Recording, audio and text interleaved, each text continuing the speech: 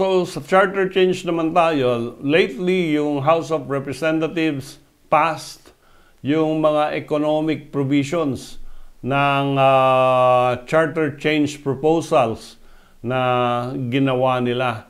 And they are just waiting for the Senate resolution. Kasi joint resolution dapat ito, pero nauna ang Kongreso na magpasa nito. And they are expecting by June, merong resolution coming from the Senate. Almost the same yung provisions ng Senado dito sa House version. Pero ang tanong ngayon, paano ang botohan? Yun bang House of Representatives voting on its own? Ang Senate voting on its own?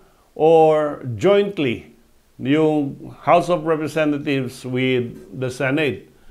Doon sa 1987 Constitution, no, yung tinatawag nilang Article 17, Section 1, no, it refers to Congress.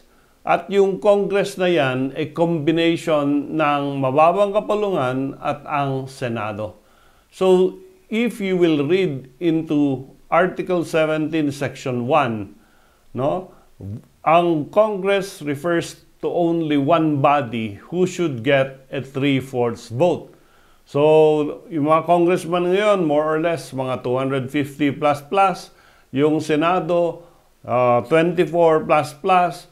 Ibig sabihin nun, yung 250 plus 24 at kukunin mo yung 3/4 at yun ang magiging basis ng botohan ng joint resolution kung isasabak ito sa isang plebisito.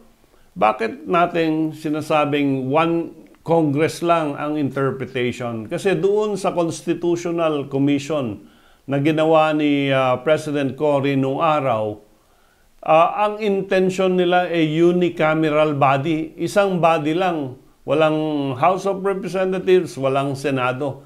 Kaya nila nilagay ang provision na yan dahil ang intensyon ng mga commissioner ay isang kongreso lang.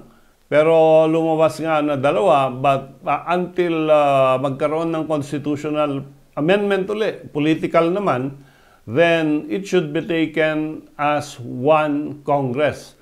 Therefore, sinasabi natin of course na pag bumoto lahat ng congressman in favor of the constitutional amendments, then kahit bumoto lahat ng senator ng negative in the joint resolution, mapapasa at mapapasa itong economic provisions ng charter change.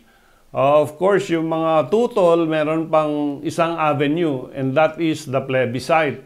Kasi bago ma-approve yung economic amendments na yan, kailangan may plebisito at tatanungin ng tao whether you like or you do not like the economic amendments to the charter change.